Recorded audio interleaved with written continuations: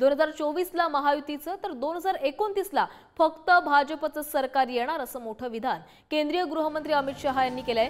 तसंच महाराष्ट्रात भाजप महायुतीचं सरकार तयार करणार असा शब्द केंद्रीय गृहमंत्री अमित शहा यांनी भाजप पदाधिकाऱ्यांना दिलाय। महाराष्ट्राची निवडणूक ही देशाच्या राजकारणाची दशा आणि दिशा बदलणारी असेल असंही शहांनी म्हटलंय।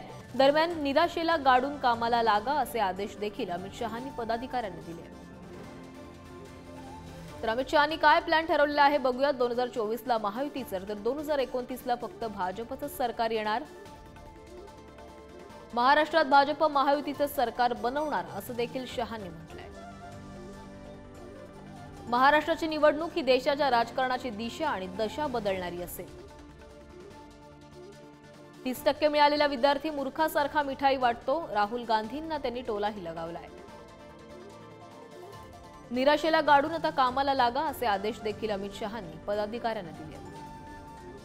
जो सरकार बनवतो तोच विजयी ठरतो असं देखील यावेळी अमित शहांनी म्हटलंय।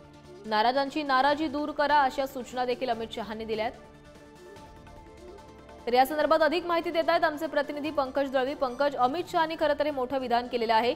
2024ची निवडणूक जरी महायुती सरकारने जिंकली तरी 2029 मध्ये मात्र भाजपचं सरकार येणार असं मोठं वक्तव्य अमित शहांनी विधानसभा निवडणुकीच्या पार्श्वभूमीवर केलंय। या विधानाकडे कशा पद्धतीने बघता येऊ शकते? अमित शहांनी जे विधान केलं, महाराष्ट्राची निवडणूक ही राजकारणाची देशाच्या दशा आणि दिशा बदलणारी आहे। मात्र त्यानंतर त्यांनी जे विधान केलं ते महाराष्ट्रातल्या महायुतीची दिशा बदलेल की काय अशी शक्यता निर्माण करणारं ते स्टेटमेंट आहे। कारण अमित शहा म्हणाले 2024च्या ज्या पुढच्या 1 ते 2 महिन्यात निवडणुका आहेत त्याच्यामध्ये महायुतीचं सरकार येईल।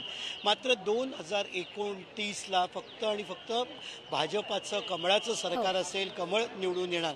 याच्यामुळे हेच अर्थ होतं की 2024ला जरी एकत्र असतील तरी 2029ला स्वबळावरती एकाच्या जीवावरती निवडणुका जिंकण्याचा भाजपाचा मनोदय जो आहे तो अमित शहा यांनी स्पष्ट केला आहे। त्यामुळे निश्चितच त्याचे परिणाम महायुतीतल्या घटक पक्षांमध्ये काय होतात हे आता येणाऱ्या काळात पाहावं लागेल। कारण भाजपासोबत एकनाथ शिंदे यांची शिवसेना आहे, मोठा पक्ष आहे, अजित पवार यांचे राष्ट्रवादी काँग्रेस आहे, 40 आमदार त्यांचे आहेत, एकनाथ शिंदे यांच्या शिवसेनेची आमदारांची संख्या मोठी आहे। असं असताना या विधानाचा त्या पक्षाच्या नेत्यांवर आणि अल्टिमेटली त्या पक्षाच्या कार्यकर्त्यांवरती काय परिणाम होतो हे महत्त्वाचं असणार आहे। कारण यातून एक क्लिअर मेसेज गेला आहे की 2024ला आपण सोबत आहोत, 2024 नंतर 29ला सोबत असू की नाहीची गॅरंटी नाही, पण त्यावेळी भाजपा सगळ्यात मोठा पक्ष म्हणून समोर येण्याचा प्रयत्न करेल आणि एक हाती सत्ता आणू हे म्हणजेच त्यावेळी मित्रपक्षांना सोबत घेणार नाही का, मित्रपक्षांची गरज नसेल का, हे सगळे प्रश्न जे आहेत ते महायुतीच्या पक्षांसमोर उभे राहतील। आणि त्यामुळे मी मगाशी म्हणालो तसं की अमित शहा जरी म्हणाले असले की ही निवडणूक महाराष्ट्राची निवडणूक राजकारणाची दशा आणि दिशा बदलणारी असेल तरी सुद्धा त्यांचं हे स्टेटमेंट महायुतीची महाराष्ट्रातली दिशा बदलेल का हे पाहणं आता महत्त्वाचं ठरणार आहे। धन्यवाद पंकज, तुम्ही दिलेल्या सविस्तर माहितीसाठी।